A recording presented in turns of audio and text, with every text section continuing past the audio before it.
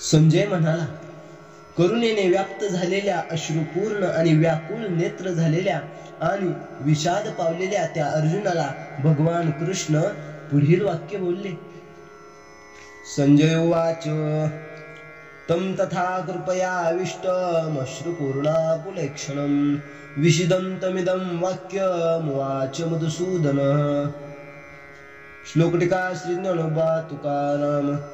मग संजयो म्हणे राया ते, ऐके तो पार्थो तेथे, शोकाकुल हृदना ते करितुसे, ते कुळ देखून समस्त स्नेह उपनले अद्भुत, तेने द्रवले असे चित्त कवने परी, जैसे लवण जळे झळंबले, ना तरी अभ्र वाते हले, तैसे सधीर परिविरमले हृदय तयाचे, म्हणून कृपा अकळीला दिसतसे अति कोमाईला, जैसा कर्दमी रूपला राजहंस, तया परी तो पांडुकुमरू, महामोहे अति जर्जरू, देखून श्री शारंग धरू काय बोले.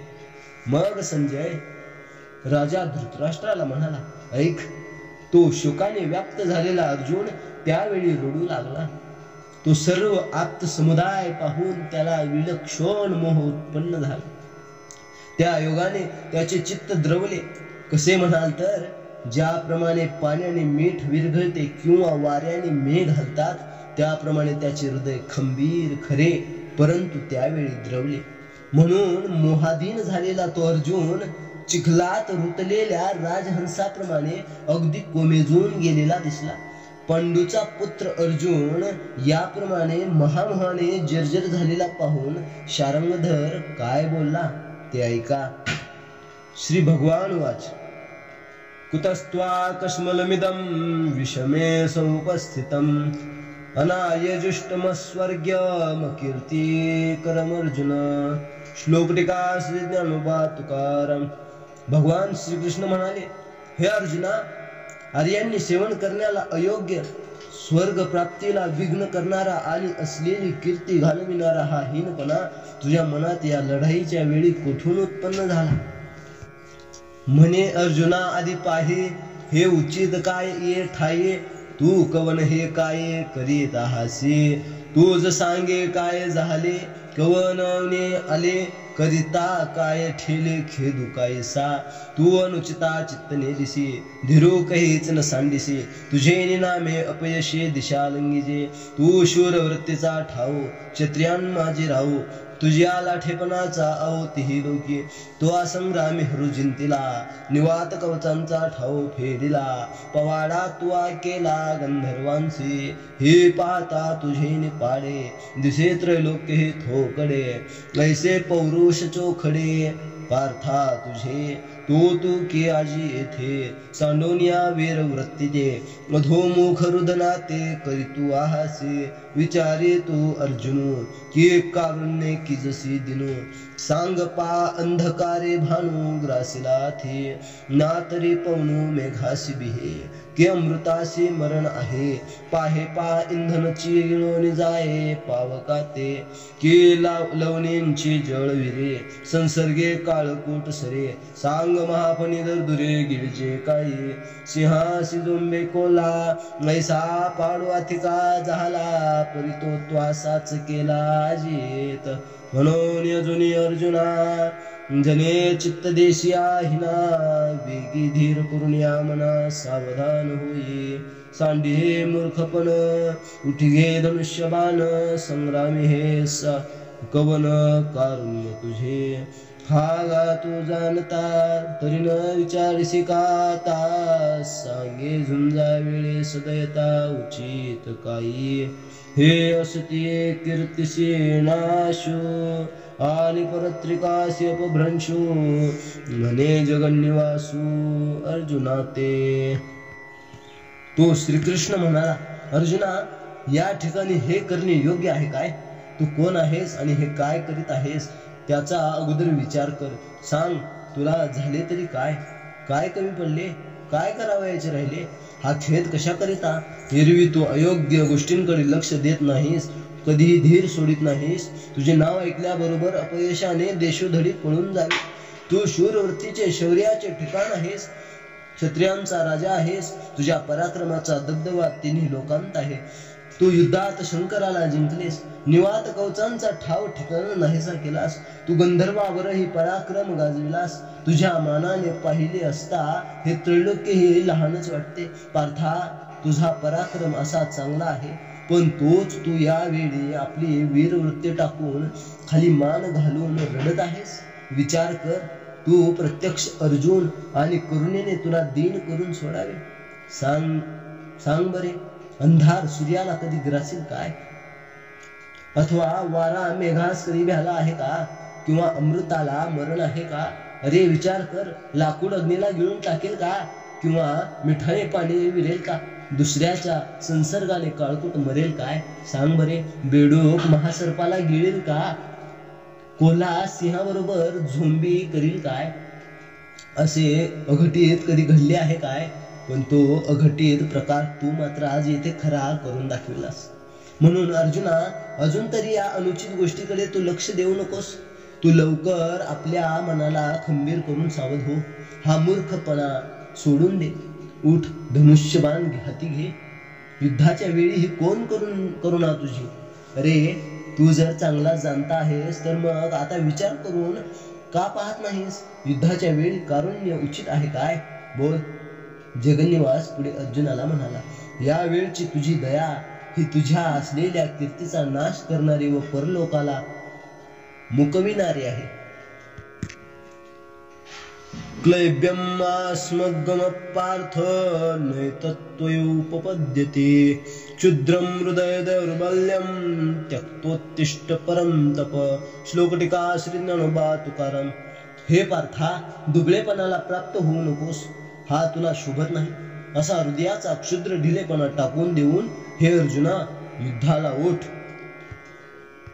म्हणून शोकून करे तो परता धीरोधरी. हे शच्यता भेरी पन्नुकुमरा, तूच नवे हे उचित. येणे नासेल जोडले बहुत, तू अजुनीवरी हित विचारी पा. येणे संग्रामाचे अवसरे, येत कृपाळूपण नुपकरे. हे आतांची काय सोय रे झाले तुझ, तू आधींची काय नेनसी, की हे गोत्र नोळखसी. वायांची काय करीसी अतिशो आता, आजीचे हे झुंज काय जन्मानवल तुझ. हे परस्परे तुम्हा व्याज सदाची आथी. तरी आता काय झाले, काही स्नेह उपनले. हे नेनेजे परी कुडे केले अर्जुना तुवा. मोह धरिलिया ऐसे होईल, जे असती प्रतिष्ठा जाईल. आणि परलोक ही अंतरेल ऐहिकेंसी. हृदयाचे ढिलेपण येथ निकयासी नव्हे कारण. हे संग्रामी पतन जाण क्षत्रियांसी. ऐसे ने तो कृपावंतो, नाना परी शिकवतो. हे ऐकोनी पंडुसुतो काय बोले. म्हणून शोक करू नकोस. तू तर पुरता धीर धर.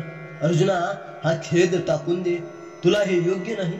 आजपर्यंत जे काय पुष्कळ यश वगैरे तू जोडले आहेस, त्याचा यामुळे नाश होईल. तू अजून तरी आपल्या हिताचा विचार कर. लढाईच्या या ऐन प्रसंगी कृपाळपणा कामाचा नाही. हे तुझे आताच का सोयरे झाले आहेत? यापूर्वीच तू हे जाणत नव्हतास का? किंवा या भाऊबंधांची ओळख तुला नव्हती का? आत्ताच त्यांच्या बंद विनाकारण हा फजील कळवळा का? आजचे हे युद्ध तुला जन्मात नवीन का आहे? तुम्हा एकमेकांना लढावयास निमित्त हे नेहमीचेच आहे. मग आत्ताच काय झाले? ही ममता कुठून उत्पन्न झाली हे मला काहीच कळत नाही. पण अर्जुना, वाईट केलेस तू. अशी ममता धरल्यास असे होईल की असलेला मोठेपणा जाईल आणि तू इहलोकासह परलोकास अंतरशील. ह्यावेळी अंतःकरणाचा ढिलेपणा हा काही चांगले होण्याला कारण होणार नाही. लढाईत ढिलेपणा ठेवल्याने क्षत्रियांना अधोगती असते, हे लक्षात ठेव. याप्रमाणे त्या कृपाळू श्रीकृष्णाने अनेक प्रकारांनी अर्जुनाला बोध केला. तो बोध ऐकून अर्जुन काय म्हणाला? अर्जुन उवाच, कथम भीष्ममहं संख्ये द्रोणं च मधुसूदन. इषुभिप्रतियोस्यामि पूजार्हावरिसूदन. श्लोकटीका श्री ज्ञानोबा तुकाराम. अर्जुन म्हणाला, हे मधुसूदना, भीष्मांवर आणि द्रोणांवर युद्धामध्ये उलट बाण टाकून मी कसे बरे युद्ध करू? हे शत्रुनाशका, कारण ते पूजनीय आहेत. देवा हे तुलेवरी बोलावे न लगे अवधारी. आधी तुंची चित्ते विचारे संग्राम हा हे झुंज नवे प्रमादू येत प्रवर्तलिया दिसतसे बाधू हा उघडा लिंग भेदू ओढवला आम्हा देखे माता पितरे अर्चिजती सर्वस्वे तोष पाविवी जती तिये पाठी की विवधी जती आपुला हती देवा संत वृंद नमस्कारिजे का घडे तरी पूजिजे हे वाचुनी केवी निंदिजे स्वये वाचा तैसे गोत्र गुरु आमचे हे पूजनीय आम्हा नियमाचे मज बहुत भीष्म द्रोणांचे वर्ततसे जया लागी मने विरू आम्ही स्वप्नीही न शको धरू तया प्रत्यक्ष केवी करू घातू देवा वर जळू हे जी आले येथ आघवे यांचे हेंची काय झाले जे यांचा अवधी अभ्यासिले मिरविजे आम्ही मी पार्थ द्रोणाचा केला येणे धनुर्वेदू मज दिधला तेने उपकारे काय आभारेला वधी तया ते जेथींची आकृपा लाभिजे वरू तेथींची मने व्यभिचारू तरी काय मी भस्मासुरू अर्जुन म्हणे देवा ऐक इतके बोलण्याचे काही कारण नाही आधी तूच चित्तात विचार कर हे युद्ध आहे का हे युद्ध नव्हे हा मोठा अपराध आहे हा करण्यात दोष दिसत आहे हे उघड थोरांच्या उच्छेदाचे कृत्य आमच्यावर येऊन पडले आहे पहा आईबापांची सेवा करावी सर्व प्रकारे त्यांना संतोष व्हावे आणि पुढे आपल्याच हातांनी त्यांचा वध कसा बरे करावा देवा संत समुदायाला वंदन करावे अथवा घडले तर त्यांचे पूजन करावे पण हे टाकून आपणच वाचेने त्यांची निंदा कशी करावी त्याप्रमाणे आमचे भाऊबंद व गुरु आम्हाला सदैव पूज्य आहे भीष्म व द्रोण यांचा तर मी कितीतरी ऋणी आहे ज्यांच्याविषयी मनाने वैर आम्हाला स्वप्नातही धरता यावयाचे नाही त्यांचा देवा आम्ही प्रत्यक्ष घात कसा बरे करावा यापेक्षा आग लागू या जगण्याला सगळ्यांनाच आज असे काय झाले आहे जो आम्ही शस्त्रविद्येचा अभ्यास केला त्याची प्रौढी यांचा वध करून मिरवायची का मी पार्थ द्रोणांनी तयार केलेला त्यांचा चेला आहे त्यांनीच मला धनुर्विद्या दिली त्या उपकारांनी दडपलेला मी त्यांचा वध करावा काय अर्जुन म्हणाला ज्यांच्या कृपेने वराची प्राप्ती करून घ्यावी त्यांच्यावरच मनाने उलटावे असा मी काय भस्मासुर आहे गुरुन् हत्वा हि महानुभावान् श्रेयो भोक्तुं भक्षमपीह लोके हत्वार्थ कामांस्तु गुरूनिहैव भुञ्जीय भोगान् रुदिरत् प्रदिग्धान् श्लोक टीका श्री ज्ञानोबा तुकाराम महान योग्यतेच्या अशा गुरुजनांना न मारता या लोकी भिक्षावृत्तीचा देखील अंगीकार करणे श्रेयस्कर आहे गुरुजनांचा वध केला तर त्यांच्या रक्ताने माखलेला विषय भोग कसे भोगता येईल देवा समुद्र गंभीर ऐकजे वर तोही आहाच देखिजे परीक्षोभू मनीने निजे द्रोणाचे हे अपार जे गगन वर तयाही होईल मान परी अगाध भले गहन हृदयाचे वरी अमृतही विटे की काळवशे वज्र फुटे परी मनोधर्मून लोटे विकरविलाहा स्नेहा लागी माये मनिपे ते किरु होये पण कृपा ते मूर्ता हे द्रोणी हा कारुण्याचे आधी सकळ गुणांचा निधी विद्या सिंधू निर्वधी अर्जुन म्हणे हा येणे माने म्हणतो वरी आम्हा लागी कृपावंतो आता सांग पायेथ घातो चिंतू येईल ऐसे हे रणिव धावे मग आपण राज्य सुख भोगावे ते मना नये आघवे जीवितेंची हे नेमाने दुर्भर जे याही होणे भोग सधर ते असतू येथवर भिक्षा मागता भरी ना तरी देश त्यागे जायजे कागिरी कंदर सेविजे परिशस्त्र आता न धरिजे यानवरी देवा नवनिशती शरी वावरुनी यांचा जिव्हारी भोग किंवा सावे रुधिरी बुडाले जे ते काढून काय किजती लिप्त केवी सेविजती मज नये हे उपपत्ती याची लागे ऐसे अर्जुन ते अवसरे म्हणे श्रीकृष्णा अवधारी परिते मना नये चिमुरारी ऐकून या हे जाणून पार्थो बिहाला मग पुनरपी बोलो लागला म्हणे देवा का चित्तया बोला देतीची ना देवा समुद्र गंभीर आहे असे ऐकतो तथापि तोही तसा वरवरच आहे असे दिसते परंतु या द्रोणाचार्यांच्या मनाला क्षोभ कसा तो ठाऊकच नाही हे आकाश मर्याद आहे खरे, पण एखाद्या वेळी त्याचेही मोजमाप होईल. पण त्यांचे हृदय अत्यंत गहन व खोल आहे, त्याचा ठाव लागावयाचा नाही. एक वेळ अमृतही विटेल किंवा कालवशात वज्र भंगेल, पण यांच्या मनात विकार उत्पन्न करण्याचा कसाही प्रयत्न जरी केला तरी यांचे मन आपला अविकारी धर्म सोडणार नाही. ममता आईनेच करावी असे म्हणतात, ते खरे आहे, परंतु या द्रोणाचार्याच्या ठिकाणी ममता ही तर मूर्तिमंत आहे. अर्जुन म्हणाला, हे दयेचे माहेर घर, सर्व गुणांचे भांडार, विद्येचा अमर्याद सागर आहे. इतके हे मोठे आहेत, शिवाय आमच्यावर यांची कृपा आहे. अशा स्थितीत यांच्या घाताची कल्पना तरी मनात आणता येईल का सांग. अशांना युद्धात मारावे आणि मग आपण राज्य सुखाचा उपभोग घ्यावा, ही गोष्ट अंतःकरणापासून मनात सुद्धा येत नाही. द्रोणाचार्यासारख्यास मारावे, तेव्हा आपण राज्यसुख भोगावे. अशा प्रकारे राज्यसुख भोगणे हे दुर्घट आहे. आता राज्यसुख भोगणेच काय, पण याहूनही अधिक श्रेष्ठ इंद्रपदादित भोग मिळाले तरी आम्हाला ते द्रोणाचार्यांसारख्यांची हत्या करून हे भोग नकोत. यापेक्षा भीक मागितलेली बरी, अथवा देश त्याग करून जावे किंवा गिरिकंदरांचा आश्रय करावा, पण त्यांच्यावर आता शस्त्र धरू नये. देवा, नवीन धार लावलेल्या बाणांनी यांच्या मर्मस्थानावर प्रहार करून त्यांच्या रक्तात बुडालेले जे भोग कवटाळावयाचे ते मिळवून तरी काय करावयाचे आहे. रक्ताने भरलेल्या त्या भोगांचे सेवन तरी कसे करावे, याच करिता तुझा हा युक्तिवाद मला पसंत नाही. त्यावेळी कृष्णा ऐक असे अर्जुन म्हणाला, परंतु ते ऐकूनही कृष्णाच्या मनाला ते पटले नाही. हे जाणून अर्जुन कचरला, मग पुन्हा बोलू लागला. तो म्हणाला, देवा, या माझ्या बोलण्याकडे का बरे लक्ष देत नाहीस.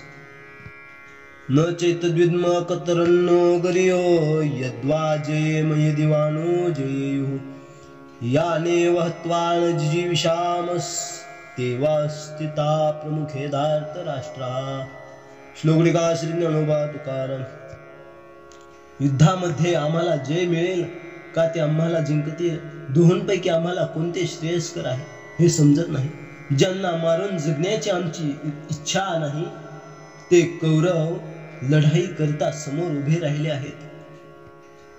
एरवी माझा चित्ती जे होते ते मी विचारून बोलिलो येथे, परी निके काय या परते ते तुम्ही जाणा. पैवी हृदयांशी ऐकिजे आणि या बोलींची प्राण सांडिजे, ते येत संग्राम व्याजे उभे आहाते. आता ऐसे ते वधावे की अभेरुनिया निघावे, या दोहों माझी काय करावे ते नेनो आम्ही.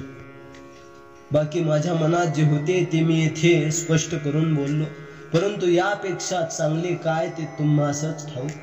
पण ज्यांच्याशी वाकडेपणा करण्याची गोष्ट ऐकल्याबरोबर आम्ही प्राण सोडावे ते येथे युद्धाच्या निमित्ताने उभे आहेत. आता अशांचा वध करावा किंवा यांना सोडून येथून निघून जावे, या दोहोंपैकी काय करावे ते आम्हाला समजत नाही. कार्पण्य दोषोपहत स्वभाव पृच्छामि त्वां धर्म सम्मूढ चेता. यच्छ्रेयस्यान्निश्चितं ब्रूहि तन्मे शिष्यस्तेऽहं शाधि मां त्वां प्रपन्नम्. श्लोकनिका श्री ज्ञानोबा तुकाराम. मोहरूपी दोषाने स्वाभाविक वृत्ती नष्ट झालेला व धर्मासंबंधाने चित्त मोहित झालेला मी तुला विचारित आहे, जे खरोखरीच श्रेयस्कर आहे ते मला सांग. मी तुझा शिष्य आहे, तुला शरण आलेल्या मला उपदेश कर. आम्हा काय उचित ते पाहता नसपुरे येत, जे मोहे येणे चित्त व्याकुळ माझे. तिमिरावरुद्ध जैसे दृष्टीचे तेज भ्रंशे, मग पासीच असता न दिसे वस्तू जात. देवा मज तैसे झाले जे मन हे भ्रांती ग्रासिले, आता काय हिता पुले तेही नेणे. तरी श्रीकृष्णा तो आज जाणावे, निकेते आम्हा सांगावे, जे सखा सर्वस्व आघवे आम्हास तू. तू गुरुबंधू पिता, तू आमची इष्ट देवता, तुची सदा रक्षिता आपदी अमुते. जैसा शिष्या ते गुरु सर्वथा नेने अभेरू, की सरितांते सागुरु तेजी केवे.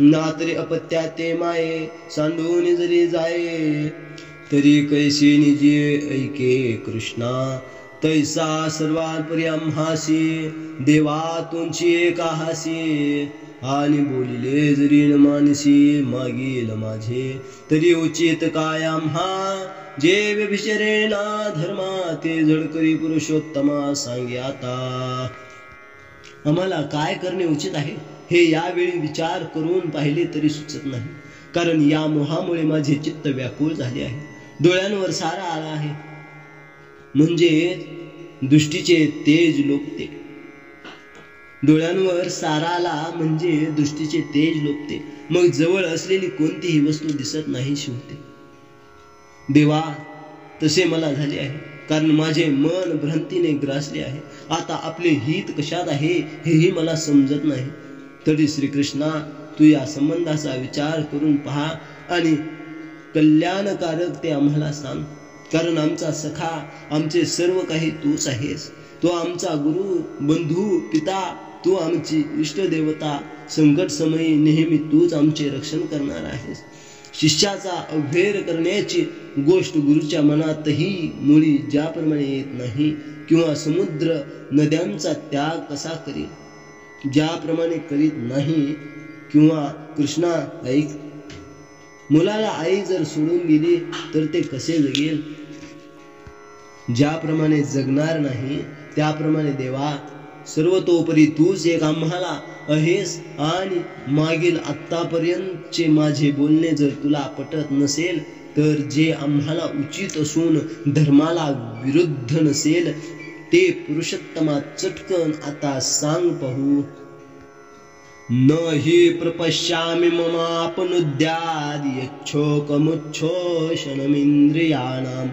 अवाप्य भूमावसपत्नमृद्धं राज्यं सुराणामपि चाधिपत्यम् श्लोक टीका श्री ज्ञानोबा तुकाराम भूलोकावर निष्कंटक व समृद्ध असे राज्य आणि देवांचे अधिपत्य ही मिळाली तरीही इंद्रियांचे शोषण करून टाकणारा माझा शोक नाहीसा करील असे तुझ्या उपदेशाशिवाय दुसरे काही साधन मला दिसत नाही हे सकळ कुळ देखोनी जो शोक उपजला असे म्हणी तो तुझ्या वाक्या वाचुनी न जाय आणि के येथ पृथ्वी तळ आपू होईल हे महेंद्र पद ही पाविजेल परी मोह हा न भेटेल मानसींचा जैसे बीजे सर्वथा आहाळले ती सुक्षेत्री जरी पेरिले तरी न विरळते सिंचले आवडे तैसे ना तरी आयुष्य पुरले आहे तरी औषधे काही नोहे येथ एकचे उपयोगा जाये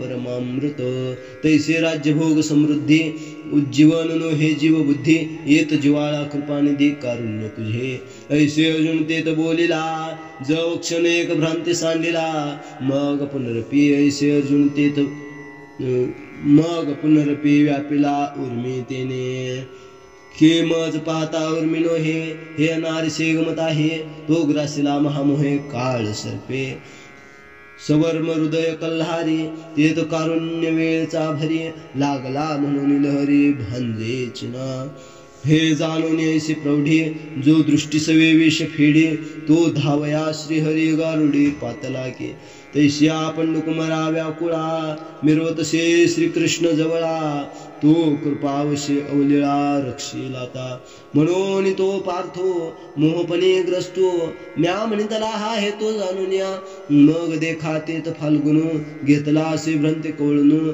जैसा घन पडळी भानू आच्छादिजे तया परितो धनुर्धरू झाला असे दुःखे जर्जरू जैसा ग्रीष्म काळे गिरीवरू वनवला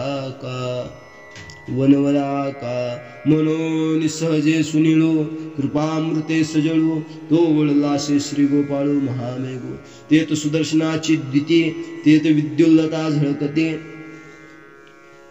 गंभीर वाचा तेज आयती गर्जनेची आता तो दार कैसा वर्षेल तिने अर्जुना चळू निवेल मग नवी विरुढी फुटेल उन्मेषाची ते कथा ऐका मनाच्या आरानुका ज्ञानदेव म्हणे देखा निवृत्तीदासू हे सर्व कुळ पाहून मनामध्ये जो शोक उत्पन्न झाला आहे तो तुझ्या उपदेशा वाचून दुसऱ्या कशानेही जाणार नाही. यावेळी संबंध पृथ्वी जरी हाती आली किंबहुना इंद्रपदही जरी मिळाले तरी माझ्या मनाला मोह दूर होणार नाही, माझ्या मनातला मोह दूर होणार नाही. ज्याप्रमाणे पूर्ण भाजलेले बी उत्तम जमिनीत पेरले व त्यास हवे तितके पाणी जरी घातले तरी त्यास अंकुर फुटणार नाही, किंवा आयुष्य संपले असले म्हणजे औषधाने काही होत नाही, पण तेथे एका परमामृताचाच ज्याप्रमाणे उपयोग होतो त्याप्रमाणे या माझ्या मोहित झालेल्या बुद्धीला राज्य भोग्यांचे समृद्धी उत्तेजन देऊ शकणार नाही. यावेळी कृपानिधे तुझी कृपाच माझा आधार आहे. जेव्हा क्षणभर अर्जुनाची भ्रांती दूर झाली तेव्हा अर्जुन असे बोलला, पण मग त्याला पुन्हा मोहाच्या लहरीने व्यापले. ज्ञानेश्वर महाराज म्हणतात, किंवा विचार केला असता मला असे वाटते की ही मोहाची लहर नाही तर दुसरेच काही असावे. हे दुसरे हे की महामोहरूपी काळ सर्पाने त्याला ग्रासले असावे. मर्माचे स्थान जे हृदय कमल त्या ठिकाणी करुणारूपी भर सांज वेळेला ऐन दुपारी त्या महामोहरूपी काळ सर्पाने त्याला दंश केला, म्हणून या लहरी उतरतच नाहीत. त्या विषाचा असा जालिमपणा जाणून जो आपल्या कृपा कटाक्षानेच विषाची बाधा दूर करतो तो गारुडी श्रीहरी अर्जुनाच्या हाकेला धावून आला. तशा त्या व्याकुळ झालेल्या अर्जुना शेजारी श्रीकृष्ण गारुड्यासारखा शोभत होता. तो आपल्या कृपेच्या बळाने त्याचे आता लीलेने रक्षण करील हा अभिप्राय लक्षात घेऊन त्या अर्जुनास मोहरूपी सर्प चावला आहे असे मी म्हटले. ज्याप्रमाणे मेघपटलाने सूर्य आच्छादला जावा त्याप्रमाणे त्या प्रसंगी अर्जुन भ्रांतीने घेरला होता असे समजा. ज्याप्रमाणे उन्हाळ्यात एखादा मोठा पर्वत वणव्याने व्यापावा त्याप्रमाणे अर्जुन दुःखाने जर्जर झाला होता. म्हणून जात्याच अत्यंत सावळा व कृपामृत रूप जीवनाने युक्त असा तो श्री गोपाळ रूपी महामेघ अर्जुनाकडे वळला. तेथे श्रीकृष्ण रूपी मेघाच्या ठिकाणी सुदर्शनाचे तेज हीच जणू काय चमकणारी वीज होय आणि गंभीर बोल हाच गडगडाटाचा थाट होय. आता तो उदार श्रीकृष्ण मेघ कसा वर्षाव करील व त्यामुळे अर्जुन रूपी पर्वत कसा शांत होईल आणि मग ज्ञान रूपी नवीन अंकुर त्याच्या ठिकाणी कसा फुटेल हे पहा. ती कथा समाधान वृत्तीने ऐका असे निवृत्तीनाथांचे शिष्य ज्ञानदेव म्हणतात. मग संजय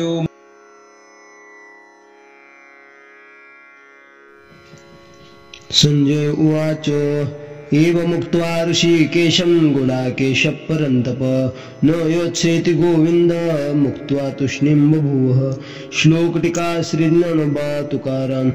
संजय म्हणाला, राजा धृतराष्ट्रा, अर्जुन श्रीकृष्णाला याप्रमाणे बोलून व मी युद्ध करणार नाही असे श्रीकृष्णाला स्पष्ट सांगून स्तब्ध राहिला.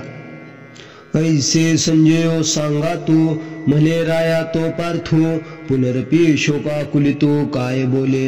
ऐके सखे बोले श्रीकृष्णा ते आता नाळवावे तुम्ही माते मी सर्वथा न झुंजे येथे भरवसेनी. ऐसे किहेळा बोलिला मग मौन करुणी ठेला तेत श्रीकृष्णा विस्मोपातला देखोनी तया ते. याप्रमाणे संजयाने धृतराष्ट्राला सांगितले. तो मग म्हणाला, राजा अर्जुन पुन्हा शोकाकुल होऊन काय म्हणाला ते ऐक. तो खिन्न होऊन श्रीकृष्णाला म्हणाला, आता तुम्ही माझी समजूत घालण्याचा प्रयत्न करू नका. मी काही झाले तरी ह्या वेळी निश्चिंत लढणार नाही असे एकच वेळी बोलला. मग स्तब्ध होऊन राहिला. त्या प्रसंगी त्याला तसा पाहून श्रीकृष्णाला विस्मय वाटला. तमुवाच ऋषिकेश प्रहसन्नेव भारत सेनयोरुभयोर्मध्ये विषिदन्तमिदं वचः. श्लोक टीका श्री ज्ञानोबा तुकाराम. हे भरत कुलोत्पन्ना धृतराष्ट्रा, दोन्ही सैन्यांच्या मध्यभागी खिन्न होऊन बसलेल्या त्याला अर्जुनाला कृष्ण किंचित हसल्यासारखे करून आणि मग रागाचा आविर्भाव आणून पुढील प्रमाणे बोलू लागले. मग आपुला चित्ती म्हणे, येत हे काय आदरिले येणे, अर्जुन सर्वता काही नेणे काय कीजे. हा उमजे आता कवने परी, कैसे निधिरू स्वीकारे, जैसा ग्रहाटे पंचाक्षरी अनुमानिका. ना तरी असाध्य देखवनी व्याधी, अमृतासम दिव्य औषधी, वैद्य सुची निरवधी निदानींची. तैसे विवरतो असे श्री अनंतो, तया दोही सैन्यांतो, जया परिपार्थो भ्रांती सांडी. ते कारण मनी धरिले, मग सरोष बोलो आदरिले, जैसे मातेचा कोपी थोकले स्नेहाथी. की औषधाची कडवटपणी, जैसे अमृताची पुरवणी, ते आहाच न दिसे परिगुणी प्रकट होय. तैसे वरी वरी पाहता उदासे, आत तरी अतिसुरसे, तिये वाक्ये ऋषिकेशे बोलो आदरिले. मग कृष्ण आपल्या मनात म्हणाला, या प्रसंगी याने हे काय आरंभिले आहे. या अर्जुनाला मुळीच काही कळत नाही. काय करावे आता, कशाने उमजेल, कशाने धीर धरील. ज्याप्रमाणे एखादा मांत्रिक पिशाच्याच्या ते कोणते आहे व ते कसे दूर करता येईल याचा विचार करतो, किंवा रोग असाध्य पाहून ज्याप्रमाणे वैद्य निर्वाणीच्या अमृत तुल्य दिव्य औषधाची ताबडतोब योजना करतो, त्याप्रमाणे अर्जुन कोणत्या उपायाने मोह टाकील याचा त्या दोन्ही सैन्यांच्या मध्यभागी श्रीकृष्ण विचार करीत होते. तो श्रीकृष्णांनी हेतू मनात धरला. मग ते रागाने बोलावयास लागले. ज्याप्रमाणे आईच्या रागात गुप्त माया असते, किंवा औषधाच्या कडूपणात ज्याप्रमाणे अमृताची जोड असते, ती वर दिसत नाही पण गुणाच्या रूपाने पुढे स्पष्ट होते, त्याप्रमाणे वरवर पाहता उदास कठोर पण आत अति सुरस, परिणामी अत्यंत हितकर असे उपदेशाचे शब्द श्रीकृष्ण बोलू लागले. श्री भगवान वाच, अशोच्यान्नशोच्यस्त्वं प्रज्ञावादांश भाष्यसे, गतासून गतासूंश्च नानुशोचन्ति पंडिताः. श्लोक टीका श्री ज्ञानोबा तुकाराम. भगवान श्रीकृष्ण म्हणाले, शोक करण्याला अयोग्य अशा गोष्टींबद्दल तू शोक केलास म्हणजे करतोस आणि पांडित्याच्या गोष्टी सांगत आहेस, पण विवेकी लोक मेलेल्याबद्दल किंवा न मेलेल्याबद्दल शोक करीत नाहीत.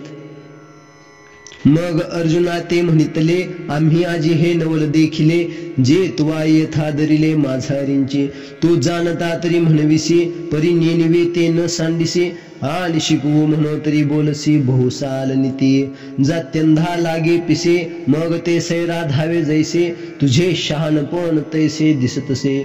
तू आपण पे तरी नेनसी, परी या कौरवांते शोचू पाहसी. हा बहुविस्मय आम्हासी पुढत पडती. तरी सांग पामज अर्जुना, तुझ पासून स्थिती या त्रिभुवना. हे अनाधी विश्वरचना ते लटके काही, येत समर्थू एकाथी.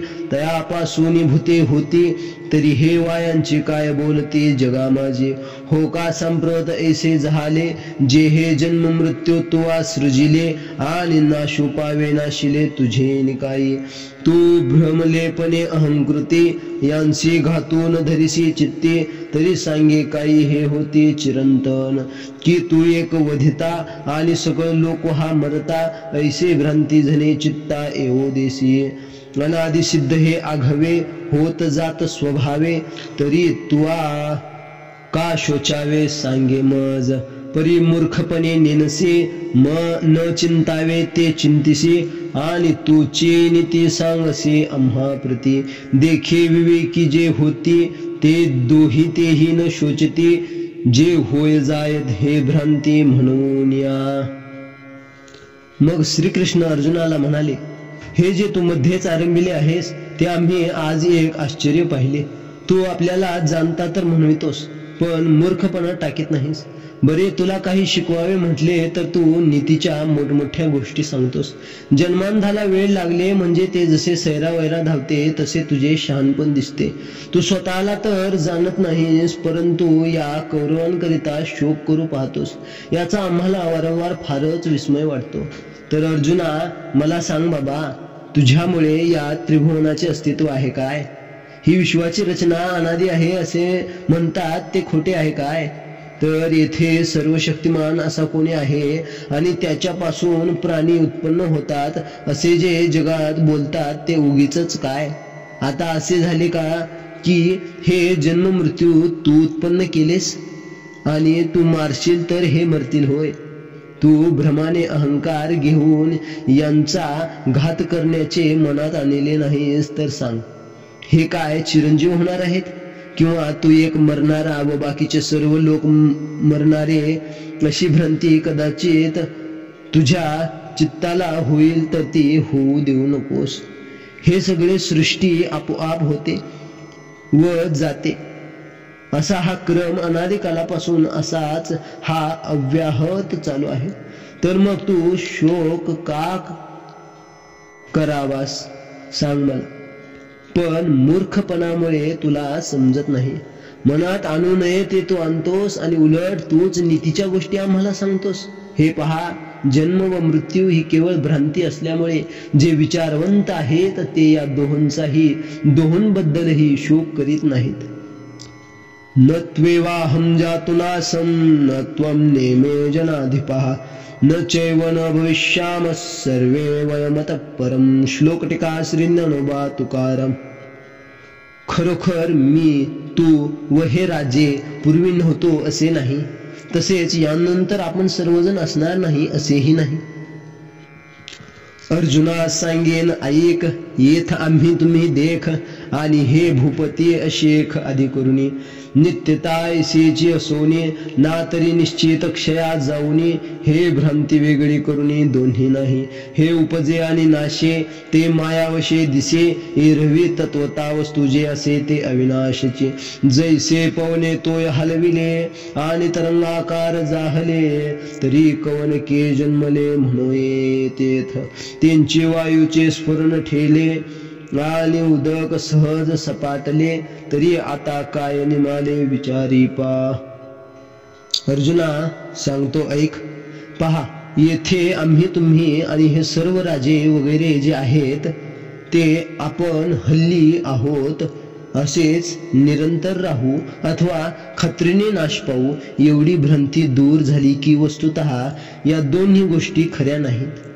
भ्रांतीला वश झाल्यामुळे जन्म व मृत्यू हे अनुभवास येतात.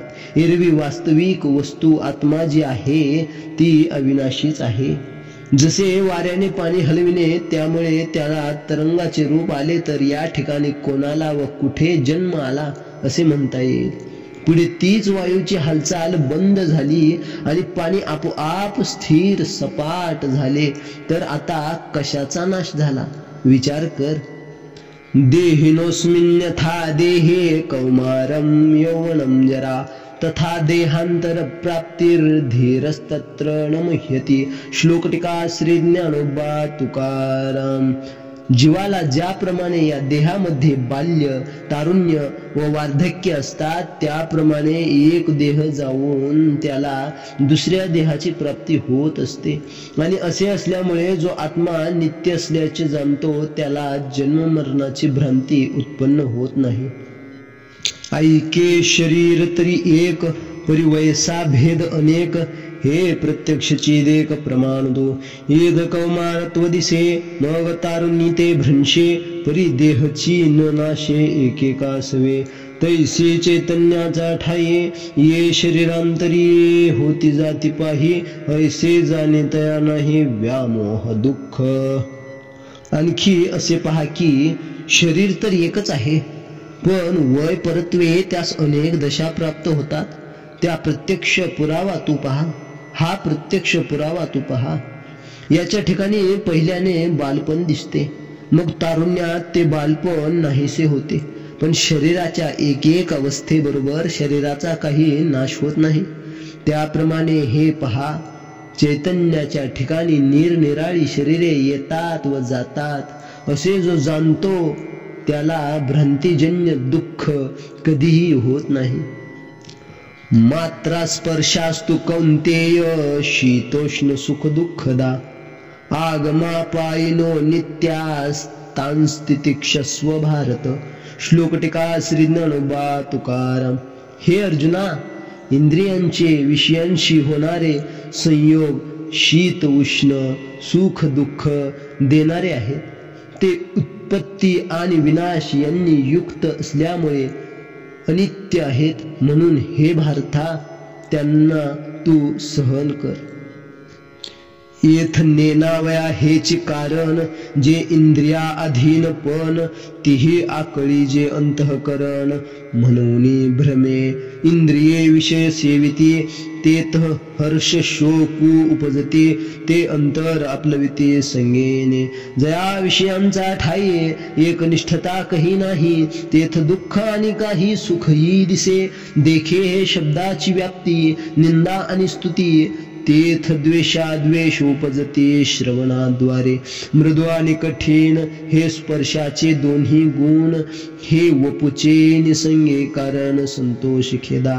व्यासूर आणि सुरेख हे रूपाचे स्वरूप देख जे उपजवे सुख दुःख नेत्रद्वारे.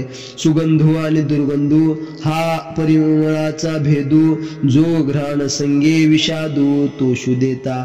तैसा जे द्विवेद रसू उपजवे प्रीती त्रासू म्हणून हा अपभ्रंशो विषय संगो.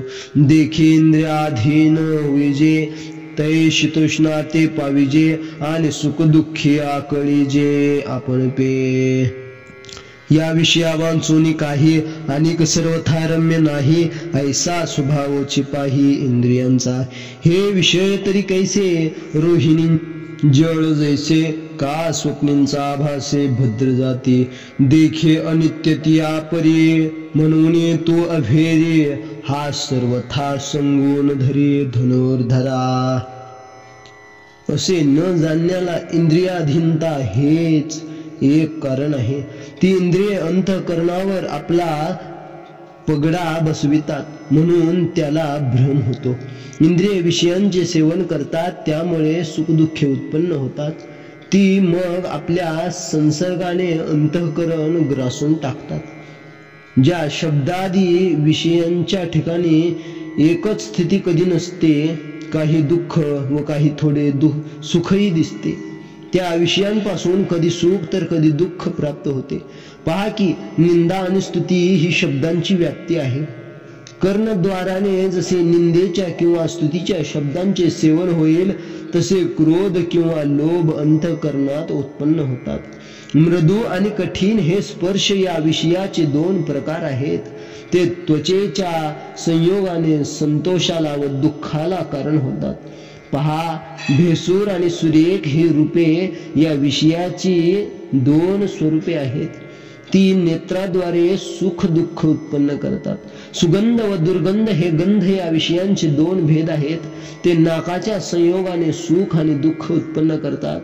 त्याप्रमाणे कडू व गोड असा दोन प्रकारचा रस आवड व नावड उत्पन्न करतो. म्हणून या विषयांची संगती अधोगतीला नेणारी आहे. पहा जेव्हा मनुष्य इंद्रियांच्या ताब्यात जातो तेव्हा त्याला शीतोष्णाचा अनुभव घ्यावा लागतो आणि मग तो स्वतः सुख दुःखाच्या तडाख्यात सापडतो. पहा या इंद्रियांचा हा स्वभावच असा आहे की त्यांना या विषयांवाचून दुसरे काहीच गोड वाटत नाही. हे विषय आहेत तरी कसे. मृगजल जसे आभासात्मक किंवा स्वप्नात पाहिलेला हत्ती जसा केवळ भासमय असतो तसे हे विषय क्षणभंगूर आहेत. पहा याकरिता धनुर्धरा तू त्यांचा त्याग कर. त्यांच्या नादी मुळीच लागू नकोस. यम हि व्यथयन्ते ते पुरुषं पुरुषर्षभ समदुःख सुखम धीरम सोमृतत्वाय कल्पते. श्लोक टीका श्री ज्ञानोबा तुकाराम. हे पुरुष श्रेष्ठा हे विषय संबंध ज्या पुरुषाला उपद्रव देत नाहीत व म्हणून ज्याला सुख व दुःख समान आहेत असा तो धीर पुरुष मोक्षाला योग्य होतो. हे विषय जया ते नाकळीती तया सुख दुःखे दोन्ही न पवते आणि गर्भवासू संगती नाही तया. तो नित्य रूपू पार्था ओळखावा सर्वथा जो या इंद्रियार्था नागवेची. या विषयांच्या तावडीत जो सापडत नाही त्याला सुख दुःख ही दोन्ही होत नाही आणि गर्भवासाची संगती त्याला कधी घडत नाही.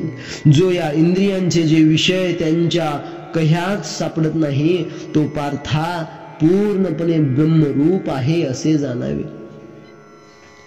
न सतो विद्यते भावो ना भावो विद्यते सता, उभयोरपि दृष्टवन्तस्त्वनयोस्तत्त्वदर्शिभिः. श्लोक टीका श्री ज्ञानोबा तुकाराम. अविद्यमान वस्तूला कधी अस्तित्व नसते, विद्यमान वस्तूचा कधी अभाव नसतो. विद्यमान व अविद्यमान या दोहोंचाही निर्णय तत्ववेत्यांनी जाणला आहे. आता अर्जुना अनेक काही एक सांगेन मी ऐक, जे विचारे परलोक ओळखिते. या उपाधी माझी गुप्त चैतन्य असे सर्वगत, ते तत्वज्ञ संत स्वीकारिते. सलिले पय जैसे एक होऊनी मिनले असे, परी निवडून राजहंसे वेगळे कीजे. की अग्निमुखे किडाळ तोडून या चोखाळ, निवडिते केवळ बुद्धिमंत. ना तरी जाणीवेच्या आयने करिता दधिकड सनी. मग नवनीत निर्वाणी दिसे जैसे, की भूस बीज एकवट उपनिता राहे घनवट. तेथ उडे ते फलकट जाणू आले, तैसे विचारिता निरसले. ते प्रपंचो सहजे सांडवले, मग तत्वता तत्व उरले ज्ञानियांसी. म्हणून ज्ञानी अनित्याचा ठाये, तया अस्तिक्य बुद्धी नाही. निष्कर्षू दोही देखिला असे. आता अर्जुना तुला मी आणखी काही एक गोष्ट सांगतो, ऐक. ते वस्तू स्वरूप ज्ञानी पुरुष विचाराने जाणतात. या देहादी प्रपंचामध्ये सर्वत्र चैतन्य गुप्त रूपाने आहे. तत्व जाणणारे संत ते ओळखून त्याचेच ग्रहण करतात. दूध पाण्याशी एकरूप होऊन त्यात अगदी मिळून गेलेले असते. पण राजहंस ज्याप्रमाणे निवडून ते वेगळे करतो, अथवा चतुर लोक अग्नीच्या साह्याने हिणकस धातू काढून टाकून केवळ शुद्ध सोने ज्याप्रमाणे निवडून काढतात, अथवा बुद्धिचातुर्याने दही घुसळले असता ज्याप्रमाणे शेवटी लोणी दृष्टीस पडते, किंवा एकत्र झालेला भूस व धान्य उफनले असता धान्य जागेवर राहते व उडून गेलेले ते फोलकट असे ज्याप्रमाणे समजून येते, त्याप्रमाणे विचार केला असता ज्याचा निराश होतो, जो मिथ्या ठरतो, असा प्रपंच देहादी उपाधी ज्ञानी पुरुषांकडून सहजच टाकला जातो. व मग ज्ञानी पुरुषांना खरोखर एक तत्व ब्रह्म मात्र होते. म्हणून ज्यांनी दोहोंमधील उपाधी व चैतन्य यांमधील सार ओळखले, त्यांचा शरीरादी अशाश्वत वस्तूंच्या ठिकाणी त्या नित्य आहेत असा निश्चय नसतो. अविनाशी तु तद्विद्धि येन सर्वमिदं ततं, विनाशम अव्ययस्यास्य न कश्चित् कर्तुमर्हति. श्लोक टीका श्री ज्ञानोबा तुकाराम. ज्याने हे सर्व जगत व्यापले आहे ते सत अविनाशी आहे असे समज. या अविनाशी वस्तूचा विनाश करण्यास कोणीही समर्थ नाही. देखे सारासार विचारिता, भ्रांती ते पाही असारता, तरी सारते स्वभावता नित्य जाणे. हा लोकत्रयाकारो तो जयाचा विस्तारो, तेथ नाम वर्ण आकारो चिन्ह नाही. जो सर्वदा सर्वगतू जन्मक्षयातीतू, तया केलिया हे तो कदाचिन हे. पहा, सारासाराचा विचार केला असता त्यातील असारता ही भ्रांती आहे असे समज, आणि सार हे स्वभावताच नित्य आहे असे जाण. हे तिन्ही लोक हा ज्याचा विस्तार आहे त्याला नाम वर्ण आकार अशी काही चिन्हे लक्षणे नाहीत. जो शाश्वत व सर्वव्यापी असून जन्म मरण रहित आहे, त्याचा करू गेले तरी केव्हाही घात होत नाही. अंतवंतै मे देहा नित्यस्योक्ता शरीरिण, अनाशीनो प्रमेयस्य तस्माद्युध्यस्व भारत. श्लोक टीका श्री ज्ञानोबा तुकाराम. नित्य अविनाशी व अगम्य अशा आत्म्याचे हे देह स्वभावतः विनाशी म्हटलेले आहेत. म्हणून हे अर्जुना, तू युद्ध कर. आणि शरीर जाता घवे, हे नाशिवंत स्वभावे, म्हणून तू झुंजावे पंडुकुमरा. आणि शरीर म्हणून जेवढे आहे तेवढे सगळे स्वभावतः नाशवंत आहे. म्हणून अर्जुना, तू लढावेस हे योग्य आहे. य एनं वेत्ति हन्तारं यश्चैनं मन्यते हतम् उभौ तौ न विजानीतो नायं हन्ति न हन्यते. श्लोक टीका श्री ज्ञानोबा तुकाराम. हा आत्मा मरणारा आहे असे जो समजतो व मारणारा आहे असे जो समजतो त्या दोघांनाही खरे कळत नाही. हा कोणाला मारित नाही किंवा कोणाकडून मारला जात नाही. तू धरुनी देहाभिमाना ते दिठे सुनी या शरीराते मी मारिता हे मरते म्हणत आहासी. तरी अर्जुना तू हे नेनसे जरी स्वतत्वता विचारिसे तरी वधिता तू नव्हेसी हे वध्य नव्हती. तू देहाचा अभिमान धरून या शरीराकडेच दृष्टी देऊन मी अर्जुन मारणारा आणि हे कौरव मरणारे असे म्हणत आहेस. तरी अर्जुना तुला खरे तत्व समजत नाही. जर तत्वतः विचार करून पाहशील तर तू मारणारा नाहीस आणि हे मारले जातील असेही नाही. न जायते म्रियते वा कदाचन नायं भूत्वा भवितावान भूयः अजो नित्य शाश्वतोऽयं पुराणो न हन्यते हन्यमाने शरीरे. वेदा विनाशिनं नित्यं येनमजमव्ययं कथं स पुरुषः पार्थ कं घातयति हन्तिकम्. श्लोक टीका श्री ज्ञानोबा तुकाराम. हा आत्मा कधी जन्म पावत नाही अथवा कधी मृत्यू पावत नाही. हा एकदा होऊन पुन्हा होणारा नाही असेही नाही. हा जन्म मरण रहित नित्य क्षयरहित व अनादी आहे. शरीराचा नाश झाला असता याचा नाश होत नाही. हे पार्था या आत्म्याला जो नाशरहित नित्य जन्मरहित व क्षयरहित असा जाणतो तो पुरुष मारणार तरी कसा व कोणाला मारण्यास प्रवृत्त तरी करणार कसा. जैसे स्वप्ना माझी देखिजे ते स्वप्नीचे साचापजे मग छेवण्या पाहिजे तो काही नाही. तैसी हे जाण माया तू भ्रमत आहा शिवाया शस्त्रे हानितलिया छाया जैसे अंगीन रूपे का पूर्ण कुंभ उलंडला तेथ बिंबाकारो दिसे भ्रंशला परी भानो नाही नासला तया सवे ना तरी मठे आकाश जैसे मठाकृते अवतरले असे तो भंगलिया पैसे स्वरूपचे तैसे शरीराचा लोपी सर्वथा नाश नाही स्वरूपी म्हणून तू हे नारोपी भ्रांती बापा. ज्याप्रमाणे जे स्वप्नात पाहावे ते स्वप्न आहे तोपर्यंत खरे वाटते पण मग जागे होऊन पाहावे तो काही एक नसते. त्याप्रमाणे ही केवळ माया आहे असे समज. तू व्यर्थ हिच्या भ्रमात पडला आहेस. ज्याप्रमाणे मनुष्याच्या सावलीला शस्त्राने मारल्यास त्याच्या अंगाला घाव लागत नाही किंवा भरलेला घडा पालथा झाला म्हणजे त्यातील सूर्याचे प्रतिबिंब नाहीसे झालेले दिसते परंतु त्या प्रतिबिंबाबरोबर सूर्याचा नाश झालेला नसतो. किंवा ज्याप्रमाणे आकाश मठाच्या आकाराचे झालेले असते दिसते पण तो मठ मोडल्यावर ते आकाश सहजच आपल्या मूळ रूपाने राहते. त्याप्रमाणे शरीराचा नाश झाला तरी प्राण्याच्या मूळ स्वरूपाचा मुळीच नाश होत नाही. म्हणून बाबा तू स्वरूपाच्या ठिकाणी नाशाच्या भ्रांतीचा आरोप करू नकोस. वासांसी जीर्णानि यथा विहाय नवानि गृह्णाति नरोपराणि तथा शरीरानि विहाय जीर्णानि अन्यानि संयाति नवानि देहि. श्लोक टीका श्री ज्ञानोबा तुकाराम. ज्याप्रमाणे पुरुष जीर्ण वस्त्रे टाकून देऊन दुसरी नवीन घेतो त्याप्रमाणे आत्मा जीर्ण शरीरे टाकून देऊन दुसरी नवी प्राप्त करून घेतो.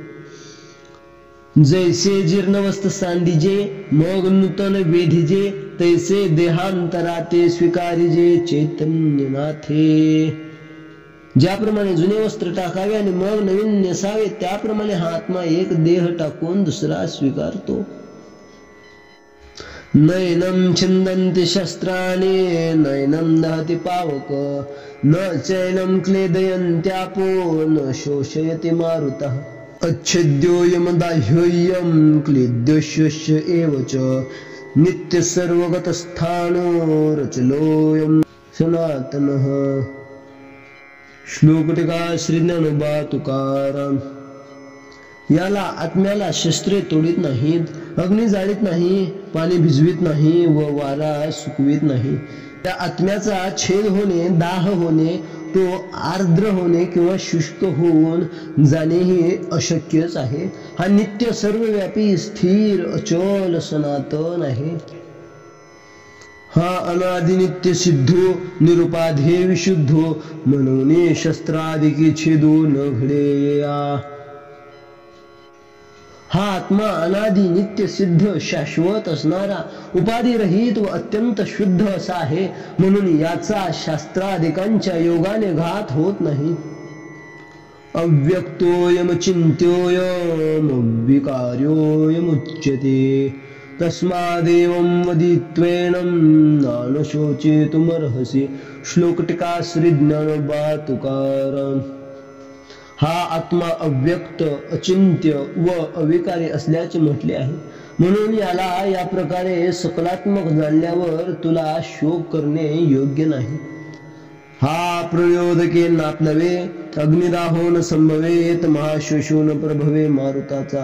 अर्जुना हा नित्यो अचळू हा शाश्वतो सर्वत्र सदोदितो परिपूर्ण हा तर्काची दिठी गोचरणो हे कीर्ती ध्यान याची भेटे उत्कंठा आहे। हा सदा दुर्लभो मना आपुनो हे साधना निस्सिमो हा अर्जुना पुरुषोत्तमो। हा गुणत्रया रहितो व्यक्तिसे अतीतो अनादि अविकृतो सर्वरूप।